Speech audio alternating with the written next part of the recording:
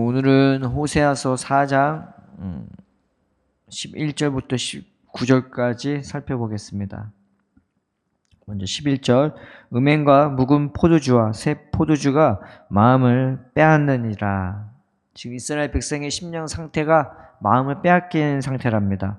이 다른 번역본을 보면은 이게 말씀이 더 와닿을 것 같아요. 새 번역 버전 보면요, 나의 백성은 음행하는 일에 정신을 빼앗기고 묵은 포도주와 새 포도주에 마음을 빼앗겼다, 이렇게 번역이 됐고요. 쉬운 말 성경에는 이렇게 됐습니다. 봐라, 내 백성이 우상과 음란한 짓을 저지르는 일에 정신을 팔려버렸고 묵은 포도주와 새 포도주를 가리지 않고 술이란 술은 다 좋아하면서 그것들에게 마음이 빼앗겨 버렸다. 원래 이스라엘의 수도는 사마리아가 아니었습니다. 근데 오므리 왕조가 되면서 이 수도가 사마리아로 바뀌어 버려요. 근데 사마리아 뜻이 뭐냐면은 술 찌꺼기, 포도주 찌꺼기라는 뜻입니다. 그 정도로 지금 상태가 안 좋은 상태인 거예요.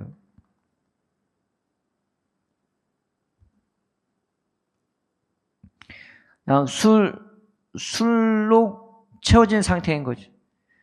그냥 술에 빠져 있는 상태, 술독에 빠져 있는 상태, 술에 취해진 상태, 그냥 그런 거에만 관심이 간 거죠.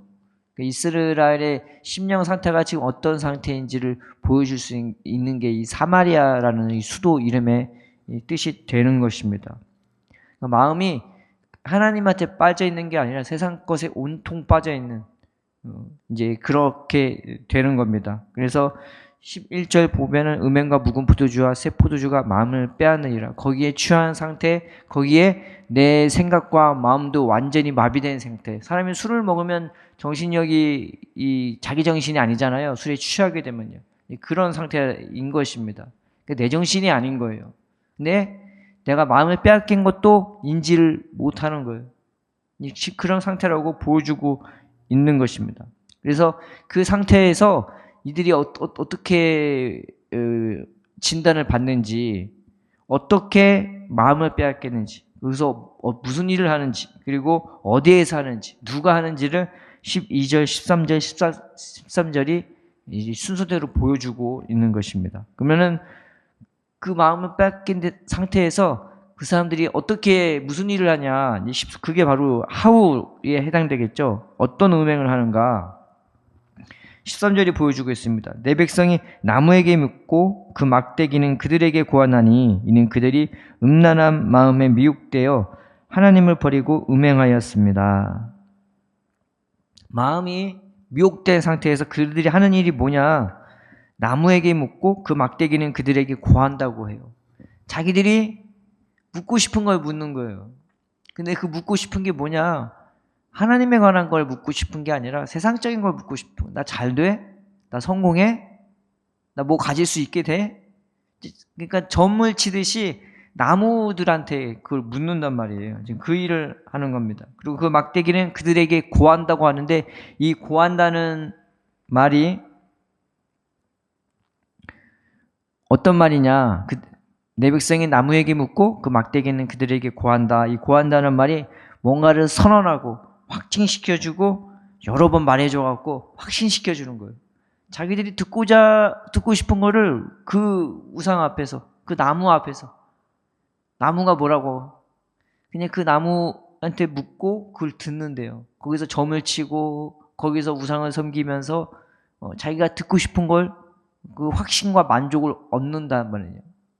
아무것도 아닌데 우상이 이제 그 일을 한다고 말하는 겁니다. 그러면 그 일을 어디서 하냐?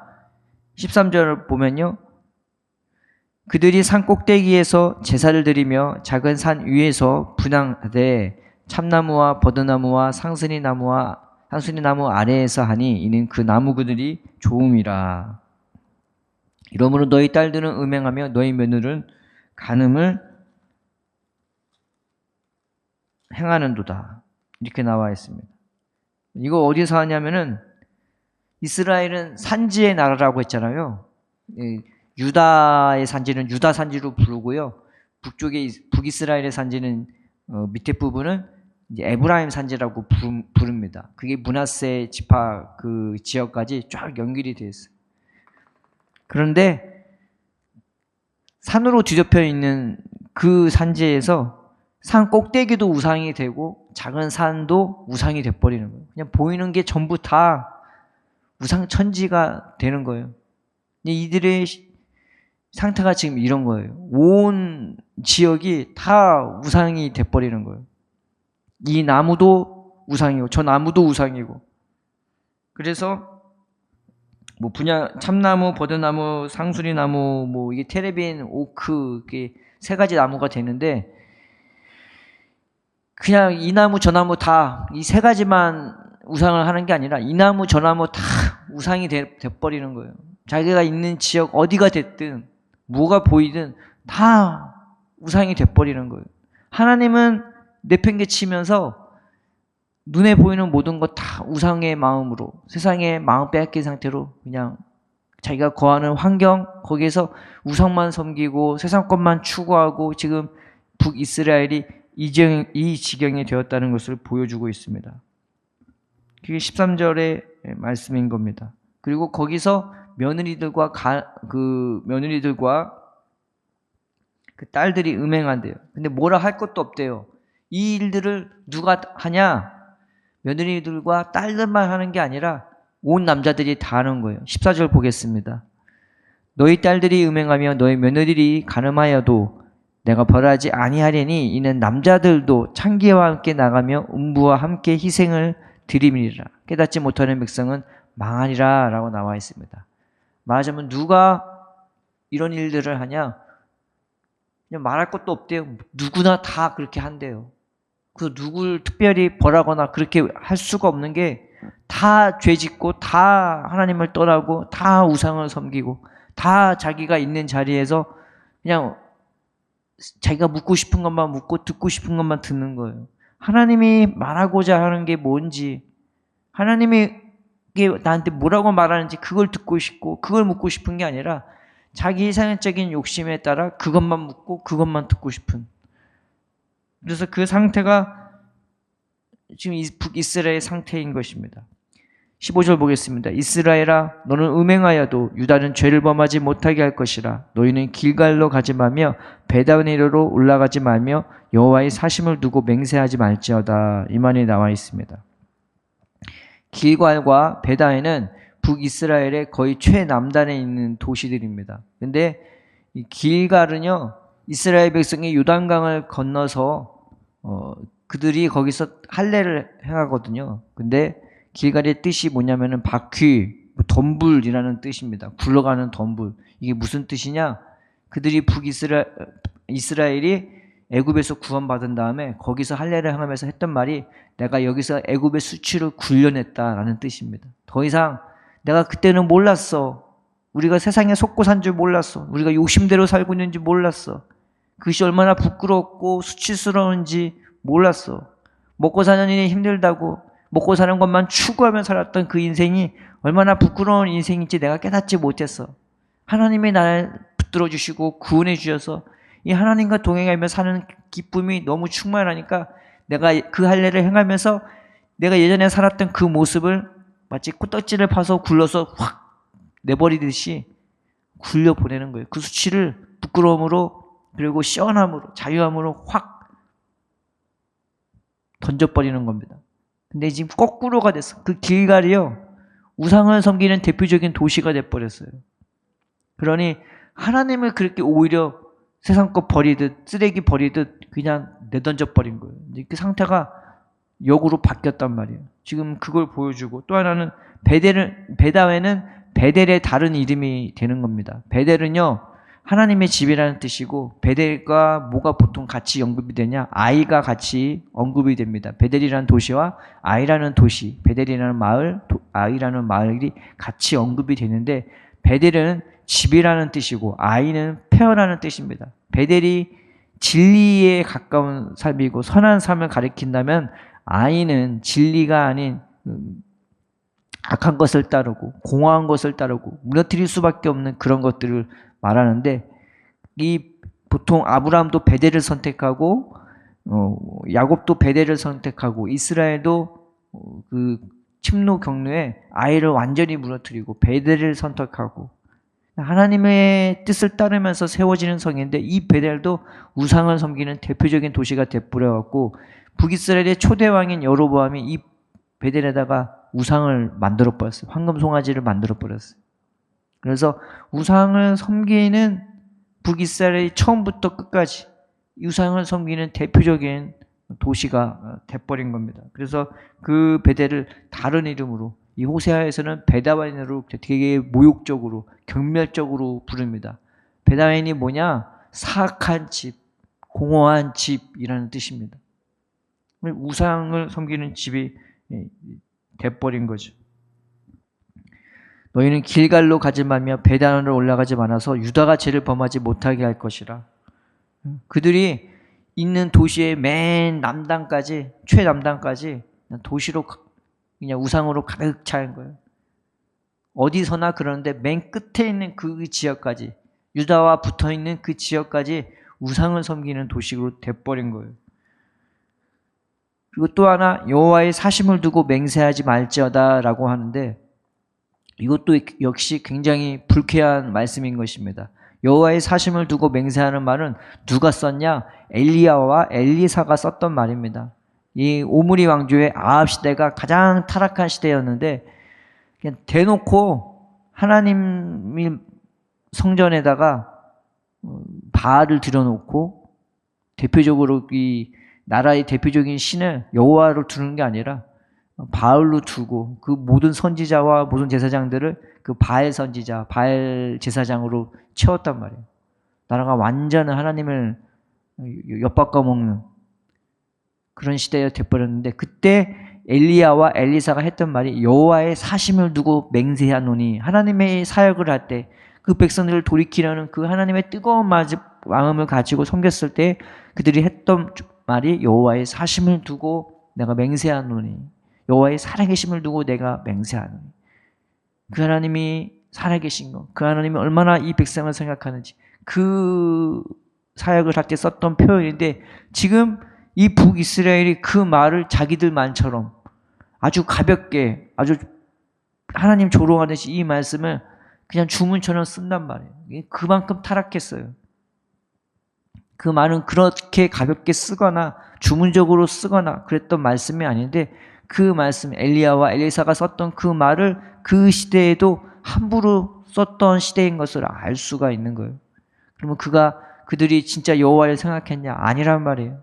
바알을 섬기면서도 함부로 그 말을 쓰고 자기의 성공을 위해서라면 자기의 욕심을 위해서라면 자기의 복수를 위해서라면 서슴지 않고 그 말씀을 갖다 썼습니다. 그만큼 타락한 시대인 거죠. 그럼 그들의 모습이 어떠냐? 16절 보면은 이스라엘은 완강한 암소처럼 완강하니 이제 여호와께서 어린 양을 넓은 들에서 먹인같이 그들을 먹이시겠느냐. 소가 버팅기기 시작하면요 그 움직이기 쉽지가 않아요. 근데 그 모습 같은 거예요. 하나님이 이 말씀을 계속 주구장창 이 백성들에게 선지자를 보내서 하는 말씀은 그들을 멸하기 위한 것도 아니라 그들을 돌이키기 위해서 그들에게 진짜 평안을 주고 생명을 주고 자유함을 주고 하나님이 그들의 하나님이 되고 왕이 되고 인도자가 되어 주셔서 하루하루 그들에게 꼴을 먹이면서 그들을 인도해 주려고 하는 건데 이 백성들이 듣지도 못하고 보지도 못하고 그리고 그 손에 이끌리지도 않고 완강하게 버텨갖고 그냥 자기 길로만 가려고 하는 거예요. 지금 북이스라엘 상태가 지금 그 상태예요. 도저히 하나님이 말로는 안 되는 그런 시대가 그런 시간이 돼버린 거예요. 그런 상태가 돼버린 겁니다. 17절에 에브라임이 우상과 연합하였으니 버려두라 이 말이 나왔죠. 선포가 나옵니다. 에브라임이 우상과 연합됐다. 하나 되었다. 그들과만 교제한다. 그래서 그 죄악된 행동을 더 이상 막지 말래요. 그냥 내버려 두래요. 그 말씀을 하고 있는 겁니다. 그들이 마시기를 다하고는 이어서 음행하였으며 그들은 부끄러운 일을 좋아하느니라. 그 음행하는 마음이 취한 마음이냐 사람이 어떻게 됩니까? 인사불성되지 않아요. 그래서 누가 봤을 때 부끄러운 일들을 많이 합니다. 때로는 욕하거나 뭐 노상방뇨하거나 어떤 사람은 옷을 벗거나 때로는 술 먹고 하면은 무슨 음주운전 한다든지 심지어는 그 상태에서 뭐 여자를 건드릴 수도 있고 뭔 짓을 할지 무슨 부끄러운 일을 할지 모르는 겁니다. 근데 지금 이스라엘 상태들이 그 술 먹기를 마시면 항상 음행하는 일을 한대요. 부끄러운 일을 한대요. 그 술 먹고 누구한테 갔냐? 여자한테, 딴 여자한테 가는 것처럼 그런 영적인 일을, 영적으로도 육적으로도 타락한 일을 그 부끄러운 일들을 하고 있다고 나와 있습니다. 그러면 그들에게 무슨 일이 기다리고 있냐? 19절에 바람이 그 날개로 그를 쌌나니 그들이 그 재물로 말미암아 부끄러운 일을 당하리라. 그 계속적으로 멈추지 않고 완강한 암소가 되고 자기 마음과 자기 뜻대로 하는 그 행동들이 결국 하나님의 심판을 불러오게 만든 거죠. 그 심판이 뭐냐? 여기서 바람은 19절의 바람은 뭐냐면은 폭풍, 태풍을 얘기하는 거예요. 그냥 약한 바람을 말하는 게 아니라 어마어마한 바람, 인간의 힘으로 막을 수 없는, 대항할 수 없는 그런 폭풍과 태풍을 하나님이 데려오신대요. 그다음에 그 바람이 그 날개로 그를 쌌다고 하잖아요. 이 쌌다는 표현이 뭐냐? 그냥 묶어버리는 거예요. 봉해버리는 거예요. 어느 정도 뺏어가고 어느 정도 내비두고 아니라 완전히 싸매어갖고 완전히 묶어버려갖고 완전히 밧줄로 꽁꽁꽁꽁 묶어서 아예 다른 곳으로 옮기는 것입니다. 지금 그거를 말씀하고 있는 거죠. 나중에 결국 북이스라엘은 아수르라는 나라에 의해서 망해갔고요. 세계 곳곳으로 흩어져 버리게 됩니다. 완전히 쫄딱 망하죠. 이 여로보암 시대 이후에 스가라는 왕조는 6달밖에 안 되고 이제 6왕이 뒤바뀌게 되면서 나라가 몰락하는데 불과 30년 만에 멸망하게 돼버려요. 굉장히 비극적인 거죠. 우리는 이 말씀을 통해서 하나님, 내 마음은 어디로 가고 있습니까? 내 마음은 어디로 향하고 있습니까? 하나님, 나는 이 시대 가운데서 무엇을 묻고 무엇을 듣고 있는 겁니까?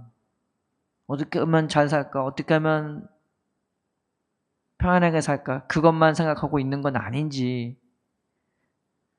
그리고 내가 서 있는 장소에서 무엇이 나타나는가? 그들은 자기가 서 있는 환경이 다 우상이 돼버린 것처럼 우리가 서 있는 장소에서 하나님의 보고 하나님과 동행하고 하나님의 모습이 나타나는 것이 아니라 우상의 모습이 나타나고 있는 것이 아닌지 하나님, 우리 주 되신 예수님 우리 마음을 인도하셔서 우리가 참된 베델이 되게 해달라고 내가 참된 하나님의 성소가 되게 해달라고 기도해야 될 것입니다. 완강한 암소가 되지 마십시다. 뻗팅기고 듣지도 못하고 보지 못하는 그런 암소가 아니라 주님이 인도할 때 주님 내가 순종하겠습니다. 주님 내 마음을 겸손하고 온유한 마음 주셔서 기쁨으로 감사함으로 오늘 하루 주님과 동행하며 살게 해달라고 이 말씀처럼 북이스라엘처럼 우리가 어리석은 자가 되지 말고 세상 것에 마음 뺏겨 살아가는 인생 되지 말고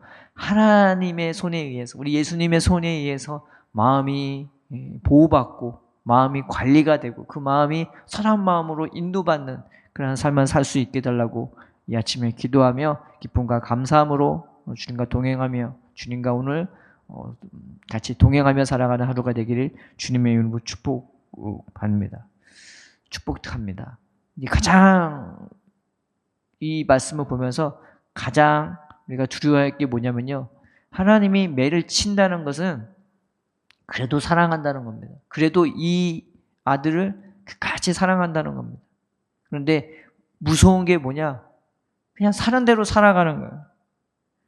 하나님께 이건 버림받은 거고 외면받는 겁니다. 우리가 죽어서 하나님 앞에 갔는데 그때 하나님이 무서운 얼굴로 우리를 대하시면 그때는 뭐라고 우리가 하나님 앞에 말을 합니까? 차라리 인생 가운데서 매 맞는 게 낫고 차라리 내 인생 가운데서 고난당하는 게 낫고 그러면서 하나님의 뜻을 깨닫고 하나님 앞에 고개 숙이고 인도받는 게 낫지 않겠습니까?